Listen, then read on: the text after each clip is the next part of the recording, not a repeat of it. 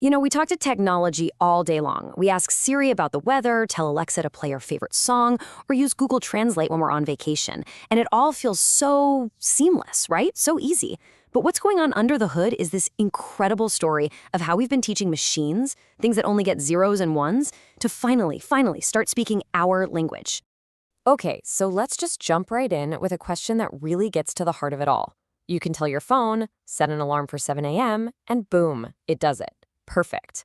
But what if you say you're feeling a little blue? Does it know if you're talking about a color or if you're feeling kind of sad?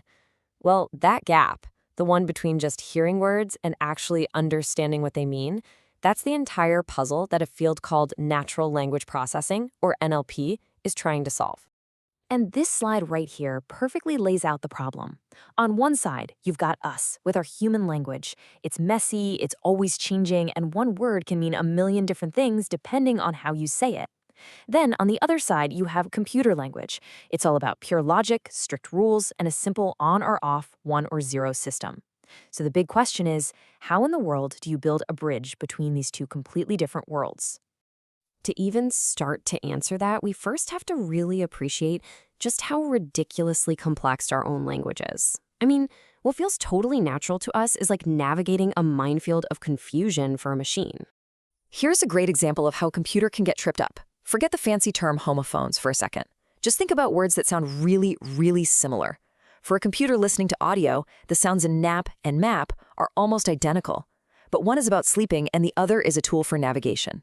We humans use context to figure that out in a split second, but a machine just hears the raw sound and gets stuck.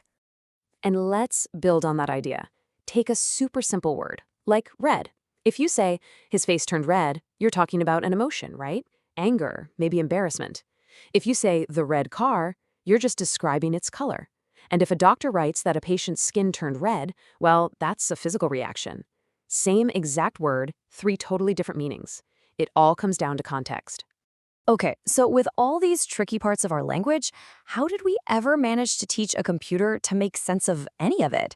Well, it turns out scientists came up with a kind of playbook, a step-by-step process for machines to slowly but surely work through the beautiful chaos of human language. The best way to think about it is like learning a language from the very beginning. First, you have lexical analysis, which is basically just breaking a sentence down into individual words. Then comes syntactic analysis, where the machine checks the grammar. Does this sentence follow the rules? Is it the cat sat or cat the sat? After that, you get to semantic analysis, which is the big one, trying to figure out what the words actually mean. Then discourse integration looks at how different sentences link together to tell a bigger story. And finally, pragmatic analysis asks the ultimate question: does this actually make sense in the real world? It's the step that tries to catch tricky stuff like sarcasm or idioms. So that 5-step plan is the roadmap. It sounds pretty solid, right? But there is a huge, fundamental catch. All that analysis is about ideas and meaning. But a computer can't understand ideas. A computer only understands one thing: numbers. So before any of that can happen, we have to do something really clever. We have to turn our words into something a machine can actually count. And this is the magic trick. It's a method people call the bag of words model. Basically, the computer creates a giant dictionary of every single unique word it's ever seen. Then it takes a sentence and just goes down the list, marking a 1 if a word from the dictionary is in the sentence and a 0 if it's not. All of a sudden, a phrase like Aman was stressed just becomes a string of numbers like 1100. And just like that, language becomes math. Okay, so now that we've kind of peeked under the hood at the how, let's talk about the where. Because this isn't just some theory in a research lab. This technology is completely woven into the fabric of our everyday lives. Seriously, you are using super sophisticated NLP systems all the time, probably without even thinking about it. When you talk to Siri or Alexa, that's NLP. When you're watching a video and YouTube automatically creates captions, that's NLP, turning speech into text. Your email's spam filter that reads your messages to figure out what's junk? Yep, NLP. Even the autocorrect on your phone is a basic form of it, guessing which word you were trying to type. And its impact is way bigger than just our personal gadgets. In healthcare, NLP is the engine behind chatbots that can answer patient questions 24/7. In education, it's powering AI tools that help students become better writers. Designers are even using it to brainstorm new creative ideas. And think about customer service. Companies use NLP to scan through thousands of reviews to get a quick read on whether their customers are happy or angry. And here's exactly why this is so important. Get this. It's estimated that it would take one person about 4 billion years to read all the data that's on the internet right now. We are literally drowning in text. Without an LP, we'd have no way to search, process, or make any sense of this gigantic digital library we've all created. So, this technology is already incredibly powerful, and it's everywhere. But the road ahead isn't perfectly smooth. What are the big challenges we still need to figure out as we head into this new era of talking with our computers?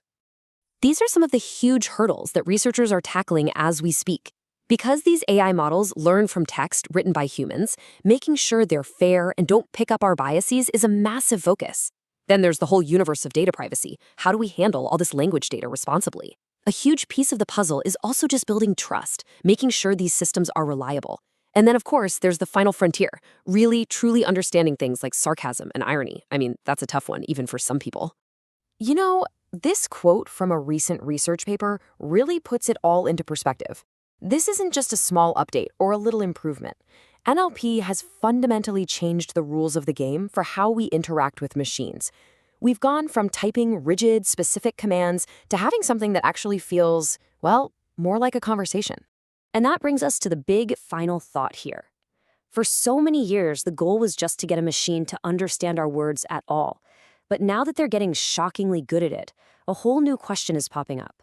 It's not just about if we can talk to them anymore. It's about what we should be talking to them about. As they get smarter, what's the right way to work with them, to trust them, and to weave them into our lives? That's the conversation that we're all a part of now.